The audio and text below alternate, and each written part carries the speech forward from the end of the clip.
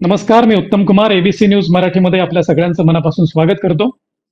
आज आपण थोड्या वेगळ्या विषयावर चर्चा करणार आहोत. आपण चर्चा करणार आहोत रोहिंग्यांबद्दल. आता हे रोहिंगे बांगलादेशातनं आलेले असतील किंवा इतर ठिकाणी जे आढळतात. महत्वाचं म्हणजे अमरावती जिल्ह्यामध्ये त्यांना बनावट जन्मदाखले दिल्याचं आढळलंय. सध्या पिंपरी चिंचवड वगैरे परिसरामध्ये काही बांगलादेशी रोहिंग्यांनी डोकेवर काढल्याचं चर्चेला येत आहे. मुंबई पुण्यात तर सातत्यानं अधूनमधून त्यांची चर्चा असतेच. टाटा सामाजिक संस्थेने एक अहवाल प्रसिद्ध केला गेल्या वर्षी, म्हणजे टिसनं. त्यातही महाराष्ट्रात विविध ठिकाणी रोहिंग्यांची संख्या भरमसाठ वाढल्याचं त्यांनी निदर्शनास आणून दिलं होतं. आता या सगळ्याच मुद्द्यांवरती, या सगळ्या पार्श्वभूमीवर आपण संवाद साधूयात. गुन्हेगारांचा कर्दनकाळ असलेले आणि महाराष्ट्राच्या पोलीस दलामध्ये एक आदराचं नाव असलेले माजी वरिष्ठ पोलीस अधिकारी राजेंद्र भांबरे साहेब यांच्याशी. भांबरे साहेब, आपलं या टॉक शो मध्ये मी मनापासून स्वागत करतो. धन्यवाद, थँक्यू. आपण रोहिंग्यांबाबत चर्चा करू, परंतु रोहिंगे हा शब्द सातत्यानं सर्वसामान्यांच्या कानावर आदळत असतो. बऱ्याचशा सर्वसामान्यांना रोहिंगे म्हणजे काय हेच मुळात माहीत नसतं. आम्हाला ते थोडं उलगडून सांगा की रोहिंगे म्हणजे नेमकं काय? रोहिंग्या म्हणजे हे मूळ याचे म्यानमारचे रहिवासी आहेत, ज्याला पूर्वी आपण बर्मा असं म्हणत असतो. तर बर्मात तिथे दोन प्रवास निर्माण झाले की बर्मामध्ये लोकांचं असं म्हणणं आहे की हे लोक बांगलादेशमधनं इथे घुसलेले आहेत, परंतु जे रोहिंगे लोक आहेत म्हणजे जे तिथले सुन्नी मुसलमान लोक आहेत, या लोकांचं तिथे त्यांचं म्हणणं आहे की आम्ही जवळजवळ 11 शतकापूर्वी म्हणजे 9व्या शतकात आम्ही म्यानमारला आलो इस्लाम काळामध्ये आणि आम्ही अरबांचे वंशज आहोत असं त्यांचं म्हणणं आहे. परंतु आता 62 पासून म्यानमारमध्ये यांच्यावर कारवाई सुरू झाली आणि आता परवा 1972 यापासून जरा कारवाई जोरात सुरू झाली आणि हे लोक मूळ बांगलादेशी नाहीये, यांची भाषा पण वेगळी. तिथला म्यानमार मधला राखीन प्रांत आहे, राखीन प्रांतातली ही लोक आहेत. तर साधारणतः असा अंदाज आहे की एक कोटभर लोक ही तिथनं बाहेर आलेत किंवा तिथल्या म्यानमारच्या आर्मीने हाकललंय. आणि म्यानमार हा आपल्याला माहिती असेल की हा बुद्धिझम असलेला किंवा बुद्धिझम धर्म असलेला जास्तीत जास्त लोक तिथले बुद्धिझमचे फॉलोअर्स आहेत.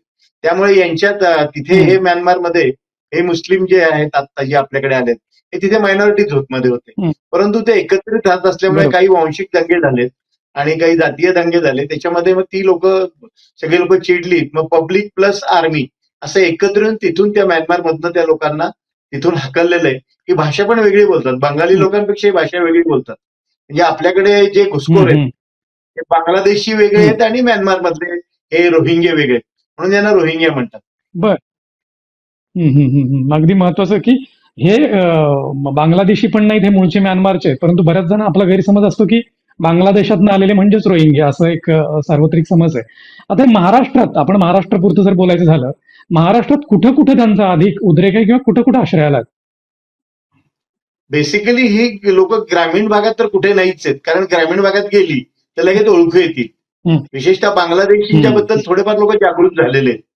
त्याच्यामुळे जर ग्रामीण भागात गेलं तर यांना लोकांना कळेल की हे नाही इथले, यांची भाषा वेगळी. बंगाली बोलले तर मग जर तोडकं मोडकं बंगाली बोलले तरी ते लगेच उघडकीला येतील. म्हणून विशेष करून सगळ्यात जास्त संख्येची मुंबईमध्ये.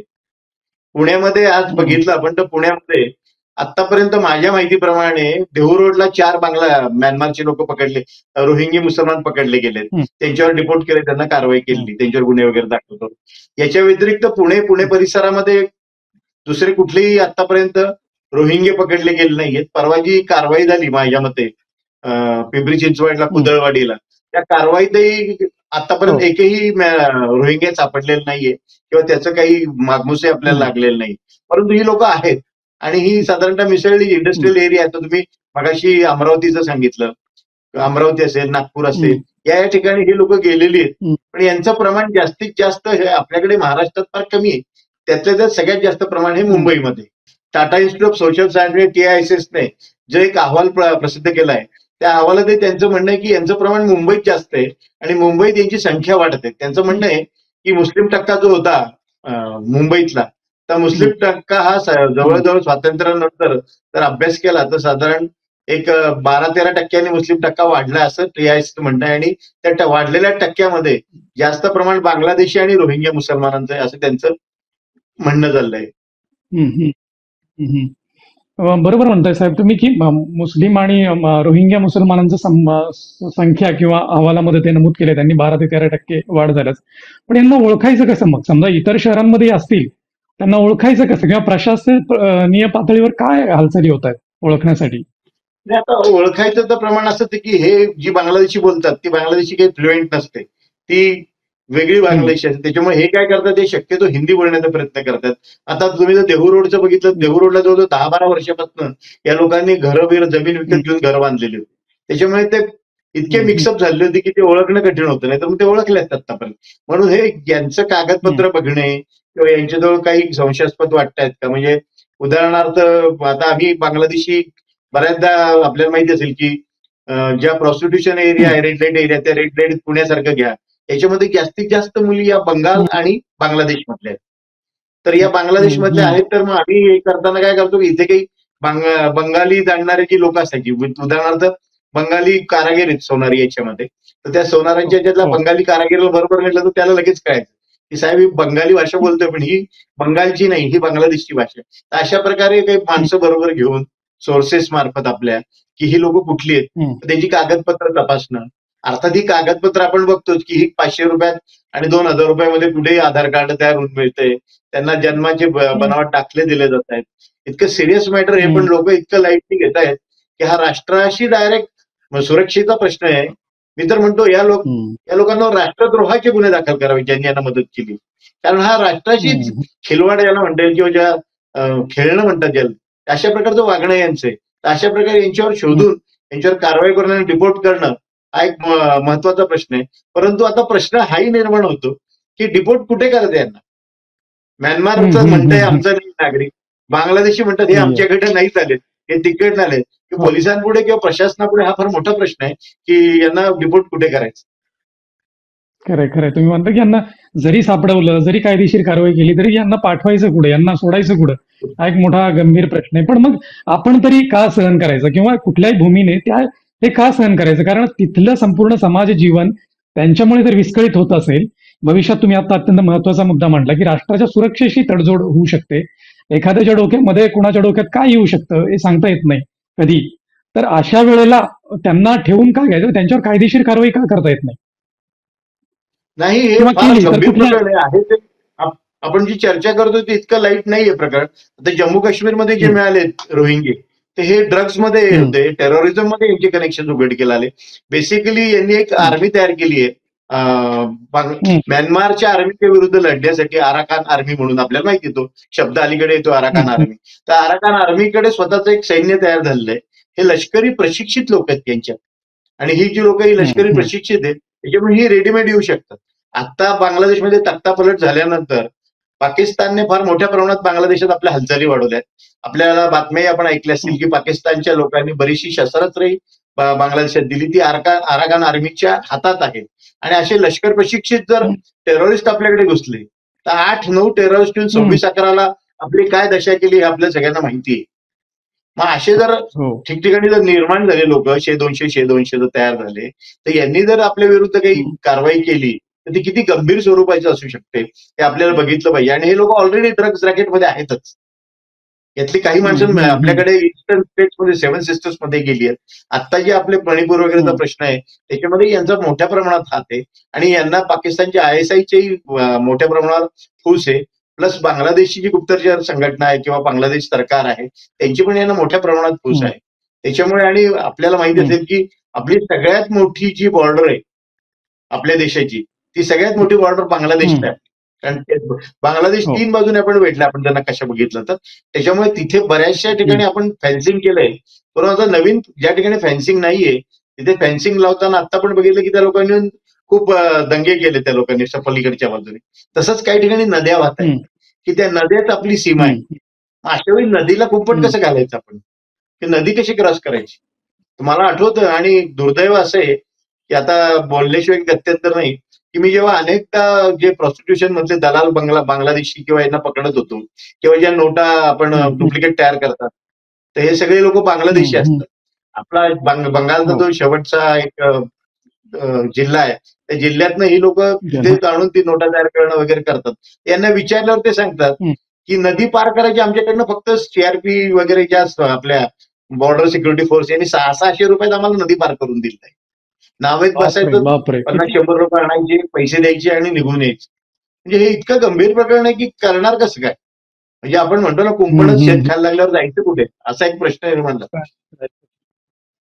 त्यामुळेच कोट्यवधी बांगलादेशी किंवा रोहिंगे आपल्या देशात असतील, महाराष्ट्रात असतील, नेमकी संख्या सांगणं अवघड आहे.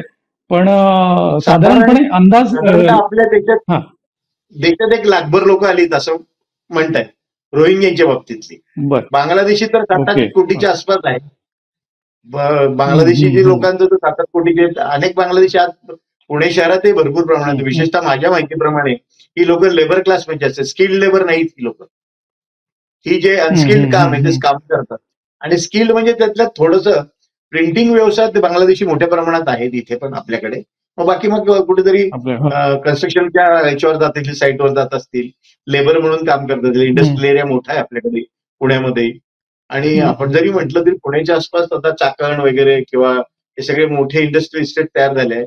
आणि या एरियामध्ये कामगारांची गोडाऊन्सवरच्या माल वाहतूक करणाऱ्या, लोड अनलोड करणाऱ्या कामगारांची आवश्यकता असते, तेही मिळतात. आणि आपल्याला माहिती असेल की पुण्यासारख्या शहरात एक 4-5 इन्स्टॉलेशन तर देश पातळीवरच्या महत्वाचे आहेत. HEMRL असेल किंवा DRDO असेल, या लष्करी ज्या संस्था आहेत, या संशोधनात्मक संस्था आहेत. या संस्था देशातल्या बऱ्याचशा रॉकेट्स म्हणा, ज्यांची आपण म्हणतो अग्निबाण म्हणा, यांची जे स्फोटकं तयार होतात त्यांचं परीक्षण या ठिकाणी केलं जातं. अशा ठिकाणी समजा जर माल लोडिंग अनलोडिंग करण्यासाठी याच्यात ते 2 जण जरी घुसले तरी हेरगिरी मोठ्या प्रमाणात होऊ शकते. आता पकडले नाही गेले म्हणजे ते नाही असं नाही होऊ शकत. आपल्याला ते सापडले नाही तेवढंच. एवढंच आहे साहेब. अगदी महत्वाचं बोलताय की या अत्यंत महत्वाच्या संस्था आपल्या राज्यात आहेत, आपल्या पुणे मुंबई सारख्या ठिकाणी आहेत. आणि ही माणसं फक्त काय आयडेंटिफाय होत नाहीत म्हणून आपण त्यांना सोडून देणं हे प्रचंड आपल्या जीवाशी बेतू शकतं काही दिवसांनी. तर पोलीस प्रशासकीय पातळीवर अशी व्यवस्था करता येईल का किंवा केली जाऊ शकते का की त्यांची ओळखायची आणि धरपकड मोहीम असा काही प्रकार केला गेला यापूर्वी किंवा केला जाऊ शकतो? आता आपल्याला माहिती आहे की मध्यंतरी खासदार किरीट सोमय्या यांनी याबद्दल की जन्मदाखले वगैरे मालेगावांमध्ये डुप्लिकेट मिळतात असं एक विधान केलं होतं. आणि त्याबाबत आता महाराष्ट्र राज्य शासनाने किंवा गृह खात्याने एक SIT स्थापन केली. त्या SITचे प्रमुख नाशिक रेंज आयजी, पदसिद्ध आयजी जे आहेत ते आहेत. आणि त्यांच्या अधिपत्याखाली काही अधिकारी, काही कर्मचारी देऊन एक SITची स्थापना केली. आणि हे पथक मालेगावामध्ये हे जे बोगस जन्मदाखले दिले जातात त्या बोगस जन्मदाखले देण्याची जर चौकशी केली त्यांनी जवळजवळ साधारणतः माझ्या माहितीप्रमाणे, मी आता सकाळीच मालेगावशी बोललो, तर मालेगावला बोलल्यानंतर कळलं की साधारणतः 6,000 लोक त्यांनी संशयास्पद बाजूला काढलेत आणि त्याच्यानुसार त्यांची प्रत्येकाची चौकशी चालली. थोडंसं वातावरण त्याने थोडं टेन्स झालं ते मालेगावमध्ये की असं कसं चाललंय तुम्ही, म्हणजे कोणालाही उचलता दाट टाकतायत. ही नेहमीची स्टाईल असते. पण तू याला काही भीक घालचं कारण नाहीये. आपण आपली कायदेशीर कारवाई आहे ती काय विनाकारण आपण निर्दोष लोकांवर थोडीच काही कारवाई करणार आहे. जी कारवाई करणारे शासन ती दोषी लोकांवरच करेल. पण अशा प्रकारच्या SIT स्थापन करून जिथे जिथे आहे, आता मुंबईत याची खरं गरज आहे. मुंबईत प्रचंड गरज आहे. तर मुंबईत आपण जर ही स्थापन केलं आणि चौकशी सुरू केली तर थोडंसं बरेचसे लोक यातनं पळून येत जातील की लगेच चौकशा सुरू झाल्या. पण हे पळून जाऊन ते त्यांच्याकडे जाणारच नाही. त्यांचे दोर कापले गेलेत. त्यांना रोजगाराच्या संधी नाहीयेत, त्यांचं कोणी बघत नाहीये. त्याच्यामुळे त्यांना कोणी दुसरा सहारा देण्यास तयार नाही. त्याच्यामुळे पण हे सगळे आपल्याकडे जर राहिले तर आपल्या सगळ्याच गोष्टींवर परिणाम होतोय ना. म्हणजे भौगोलिक भूभाग व्याप्त आहेत, झोपडपट्ट्या अशा ज्याला अनियंत्रित झोपडपट्ट्या वाढतायत. झोपडपट्ट्या वाढल्या की झोपडपट्ट्यातले प्रॉब्लेम्स येतात.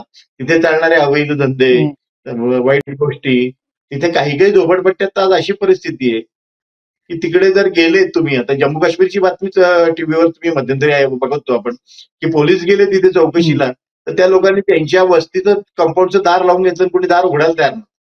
अशा वेळी परत आपली हे झालं तर परत आहेत आपल्याकडे मानवी हक्कवाले वगैरे आहेत, ते म्हणणार की तुम्ही यांची हे करतायत, अत्याचार करतायत. अरे पण मुळात ही लोक बेकायदेशीरच आहेत, तर त्यांच्यावर कारवाई करायलाच हवी. अगदी महत्वाचं म्हणताय की मानवी हक्क आयोगाचा तुम्ही मानवी हक्काच्या संघटनांचा मुद्दा काढला. हे अनेक ठिकाणी असे होते, अनेक ठिकाणी ते त्यांना पाठीशी घालतायत किंवा आश्रय दिला जाण्याचं बोललं जात आहे. यावर म्हणजे हे कितपत योग्य आहे? कोण आश्रय देते यांना नेमकं? आश्रय देणारे आता बघा तुम्ही, आता तुम्ही बघितलं तर जम्मू काश्मीरमध्ये 3-4 एनजीओ त्यांची नावं पण जाहीर केली. त्या एनजीओने त्यांना मदत केली. म्हणजे कागदपत्र या आमच्याकडे, तुम्ही आमची अगदी म्हणजे काय जावायचं आहात, तर आम्ही तुम्हाला कागदपत्र करून देतो, काय तुम्हाला अडचणी असतील ती देतो. म्हणजे बघा, लक्षात घ्या की आपल्यासारख्या म्हणजे इथल्या सामान्य माणसाचं रेशनिंग कार्ड काढायचं असेल तर त्याला 15 चक्रा मारायला लागतात, 25 कागद तोडायला लागतात. या लोकांना बिंदास रेशनिंग कार्ड मिळालंय, त्यांना आधार कार्ड मिळालंय, त्यांना सगळं मिळालंय. मग आता आणखीन राहिलंय काय? पासपोर्टच काढायचे त्यांनी बाकी ठेवले. हे सगळं मिळालं की पासपोर्ट मिळतो. मग अशा वेळेला ह्या लोकांवर जे कारवाई करत, ज्यांना मदत करतात, की सरकारी अधिकारी, मगाशी म्हटलं की जे सरकारी अधिकारी असतील, कर्मचारी असतील, यांना इथे स्थानिक काही बरेचसे असे अनसोशल एलिमेंट्स की आताही आपण म्हणतो की विशेष करून मी म्हटलं की मराठवाडा आणि पुणे या ठिकाणी टेररिस्ट लोकांचे स्लीपर सेल्स आजही आहे, मोठ्या प्रमाणात आहे. अनेक मोडील्स तोडल्या गेल्यामुळे आपल्या संघटनांनी, पोलिसांनी आणि गुप्तचर संघटनांनी अनेक ज्या म्हणते दहशतवादी मोडील्स मोडून काढल्यामुळे आता त्यांच्या कारवाया कमी आहेत, परंतु त्या थांबलेल्या नाहीये. ज्याचे स्लीपर सेल्स आहेत, त्या स्लीपर सेल्स तर हे चांगलेच रेडीमेड मिळत आहेत ना.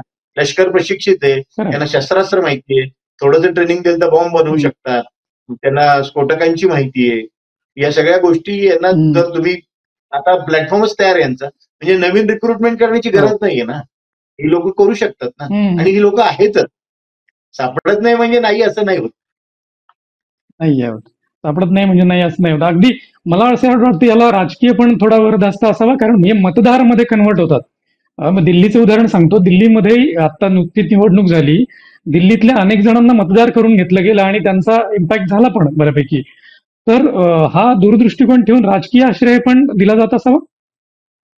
नक्कीच. सगळ्यात तुम्हाला सांगतो की याच्यामध्ये जे राजकीय आश्रय दिला जातो तो नगरसेवकांकडनं दिला जातो. ही लोक आता इथेही बघतो मी, झोपडपट्ट्या बेकायदेशीरित्या बसतात. अहो, यांना दिल्लीत किंवा तिकडे तुमच्या जम्मूला, नंतर घाटीमध्ये जम्मू काश्मीरच्या या लोकांना वीज दिलेली, पाणी दिलेलं. इथल्या झोपडपट्ट्यांना बेकायदेशीर असतानाही पाणी दिलं जातं, वीज दिलं जातं, कारण तो संरक्षित असा त्यांचा एक गठ्ठा मतदार असतो. त्याच्यामुळे राजकीय लोकांना त्याकडे तर काही विचार करायला तयार नाही लोक, की हा माणूस काय करणार आहे, उद्या आपल्या देशाला कसा धोका पोचू शकतो, आपल्या समाजाला कसा धोका पोचू शकतो, आपल्यावर किती गंभीर असं एक संकट ओढवून आपण घेतो, याचा काही विचार करत नाही. सगळ्याच राजकीय पक्षांना, मी काही कुठल्या पक्षावर हे नाही करत, सगळ्यांचंच पाठबळ की नाही बाबा आपला हा मोठा मतदार आहे, इथे आपले 1500 मतं आहेत, मग हे आपल्यालाच मिळणार आहे. मग ती लोक त्यासाठी जीवाचं रान करतात, सरकार दरबारी आपलं वजन खर्ची करतात, पोलिसांवर दबाव आणतात की कारवाया करू नका, जाऊ नका, कशा जातात. आणि 100% राजकीय पाठबळ आहेत, त्याशिवाय यांची एवढी म्हणजे काय म्हणतात त्याला अवभगत होत नाहीये. खरंय. राजकीय पाठबळ असल्याशिवाय इतकं त्यांचं फावणार नाही. इतका धाडसी आणि इतका आत्मविश्वासानं ते राहू शकणार नाही कुठल्याही विभागावरती, कुठल्याही प्रदेशामध्ये. मला सांगा बाबणे साहेब, की आपण बराच काळ पोलीस प्रशासनामध्ये अतिशय यशस्वी अशी कारकीर्द गाजवली. आपला बांगलादेशींशी किंवा रोहिंग्यांशी घडलेला काही प्रसंग किंवा एखादा असा गुन्हाची उकल, एखादी आठवण सांगू शकाल? रोहिंग्यांशी तर माझ्या सर्व्हिसमध्ये काही नाही आला इकडे, परंतु बांगलादेशी अनेकांना मी स्पेशल बँकला असताना डिपोर्ट केलेत बांगलादेशी लोक, आणि पकडून त्यांना इथून डायरेक्ट डिपोर्ट केले परत बांगलादेशला. परंतु या दुसरं, मी सामाजिक सुरक्षा शाखेला असताना विशेष करून जे सेक्स रॅकेट चालतात, ते सेक्स रॅकेट फार मोठ्या प्रमाणामध्ये बांगलादेशी लोक त्याच्यामध्ये आहेत. त्याच्यामुळे अनेकदा त्या लोकांना पकडले, त्यांची जी मानसिक स्थिती आहे ते तिकडनं काय करतात, 4 लग्नाची मुभा असल्यामुळे तिथे 1-2 लग्न अजून एक्स्ट्रा करून घेतात आणि त्या मुलींना आणून इकडे विकतात. तसंच ज्या वेळेला मी अनेकदा डुप्लिकेट नोटांचे रॅकेट्स उद्ध्वस्त केले आम्ही, तर त्यावेळेला डुप्लिकेट नोटांच्या रॅकेटमध्ये 100% बांगलादेशी लोक असतातच. मालदा म्हणून जो आपला डिस्ट्रिक्ट आहे शेवटचा, पश्चिम बंगालचा, त्याच्यानंतर लगेच पुढे बांगलादेश बॉर्डर लागतं. हे लोकांचं सगळ्यांचं मालदा कलेक्शन. ते सांगतात आम्ही मालद्याचे, परंतु ते असतात बांगलादेश. आणि मालदा डिस्ट्रिक्टमध्ये यांचे सगळे कनेक्शन, अगदी नातेसंबंध आहे, जाणं येणं आहे, सहज जातात येतात, आणि या लोकांचं कनेक्शन आहे. यांचं विशेष करून माझ्या मते पाकिस्तानपेक्षाही डुप्लिकेट नोटांच्या रॅकेटमध्ये बांगलादेशी लोक जास्त आहेत, आणि विशेष करून मालदा जिल्ह्याचे. आणि प्रॉस्टिट्यूशन मध्ये आपल्याला माहिती आहे की 24 परगणा वगैरे सगळे गरीब जिल्हे याच्यातले, आपल्या बंगालमधले कलकत्ता, 24 परगण्याचे ग्रामीण भाग वगैरे जो आहे, तर याच्यामध्ये तर त्याच्यात ते बांगलादेशी लोकांचं रॅकेट आहे आणि ते इतकं रॅकेट सुसूत्र आहे म्हणजे की तुम्हाला म्हणजे ह्युमन ट्रॅफिकिंग मध्ये यांचं फार आंतरराष्ट्रीय रॅकेट्स मधले हे लोक आहेत आणि ते रॅकेट्स मोडून काढायला फार डेडिकेशन लागतं आणि ते वरून म्हणजे फार वरपासून खालपर्यंत एकाच वेळी ते सगळं मोडलं गेलं पाहिजे. अगदी बरोबर आहे की वरपासून मोडलं पाहिजे. मला याला जोडूनच विचारावं वाटतं की हे सगळं ठीक आहे, पोलीस प्रशासन त्यांच्या पद्धतीनं प्रयत्न करतंय, स्थानिक प्रशासन त्यांच्या पद्धतीनं पातळीवरती प्रयत्न करतंय. राष्ट्रीय धोरण काय या घुसखोरांबद्दल किंवा बांगलादेशींबद्दल, रोहिंग्यांबद्दल आपलं राष्ट्रीय राजकीय धोरण काय आहे नेमकं आणि कशा पद्धतीने ती अंमलबजावणी होत आहे? ते सरकार तर याबाबत जागृत झालंय, संसदेत चर्चा चालल्या हे चाललंय की आता पण विशेष करून आता तर अलीकडेच या 6-7 महिन्यापासून जसं बांगलादेशमध्ये सरकार म्हणजे तख्तापलट झालंय राजकीय, तेव्हापासून तर आणखीनच आपल्या पण त्या बाबतीत कोणालाही एक स्पेअर करू नका असं आहे. परंतु असं होतं की बऱ्याचदा कम्युनल राईट्स होतात. असं होतं की मग यांना दुसरे मदत करणारे आता बघतात की कुठेतरी रोहिंग्यांवर अत्याचार झाले तरी बांगलादेशामध्ये आपल्या मालेगावमध्ये त्यांना सहानुभूतीसाठी मोर्चे निघतात. ती लोक तिसरी काढतात. म्हणजेच यांना आपल्या इथल्या काही लोकांची, सगळेच लोक नाही त्यात, काहीच लोक आहेत की जे यांना पाठीशी घालतात. त्याच्यामुळे विचार करताना पोलिसांचं जरा थोडंसं, प्रशासनाचं थोडंसं कदाचित नको बाबा, चांगलं शांततेत चाललंय, आणखीन कशाला परत काही डिस्टर्ब करून घ्या कम्युनल आपली मग कम्युनल हार्मोनी जी तथाकथित कम्युनल हार्मोनी अशीच चालू देत, अशा प्रकारे चाललेलं असतंय. परंतु सरकारची तर इच्छा आहे आता तर अलीकडे बघतो आपण की सरकार मोठ्या प्रमाणात जागृत झाले. ठिकठिकाणी याबाबत आता जसं नाशिकला SIT स्थापन झाली, अनेक ठिकाणी त्यांच्या राज्यात दुसऱ्या राज्यांमध्ये जे अफेक्टेड डिस्ट्रिक्ट आहे, आसाम असेल, बिहार असेल, ज्याला कन्सर्न जिल्हे, बंगाल फार मोठ्या प्रमाणात आहे, अशा प्रकारच्या लोकांमध्ये जागृती करून आता त्यात सगळ्यांनी जनतेने जागृती म्हणजे काय तर आपण यात आवाज उठवला पाहिजे सामान्य माणसांनी. आणि जे लोकांना दिसतंय, कळतंय लोकांना, त्यांनी सांगितलं पाहिजे प्रशासनाला की ही लोक वेगळी वाटतायत, जरा वेगळी बोलतायत, नेहमीची नाहीयेत, नाहीतर मग ते फार जड जाणार पुढे. अगदी महत्वाचा मुद्दा सांगितला की स्वतःच लोकांनीच आता जागरूक व्हायला पाहिजे. नाहीतर मधल्या काळामध्ये बॉम्ब, स्फोट आणि हे सगळे प्रकार वाढले होते आणि त्यावेळेलाच अशा पद्धतीची जनजागृती होती की ही वेगळी वस्तू वाटते, ही वेगळी गोष्ट वाटते, तर पटकन पोलीस प्रशासनाला कळवा. तसंच या माणसांबद्दलही लोकांनी स्वतःहून सांगायला पाहिजे की त्यांची वेगळी भाषा वाटते, वेगळं वर्तन वाटते, वेगळं वागणूक आहे, तर त्या पद्धतीनं प्रचंड अलर्ट केलं, पोलीस प्रशासनाला मदत केली तर या विघातक कृती करणाऱ्या शक्तींना आपण वेळीच रोखू शकतो. अत्यंत व्यग्र दिनक्रमातनं, अत्यंत बिझी शेड्यूलमधनं भामरे साहेब आपण ABC न्यूज मराठीसाठी वेळ काढलात आणि दर्शकांशी संवाद साधलात. रोहिंग्या, बांगलादेशी आणि एकूणच पोलीस प्रशासनाचं त्यावरचं काम आणि यांच्या विघातक संभाव्य कृती यावरही आपण व्यवस्थित अभ्यासपूर्ण प्रकाश टाकलात. त्याबद्दल ABC न्यूज मराठीतर्फे मी आपल्याला मनापासून धन्यवाद देतो. आपण इथेच थांबूया, भेटूया पुढच्या भागात. Thank you sir. धन्यवाद. ताज्या बातम्यांसाठी पाहत रहा ABC मराठी न्यूज.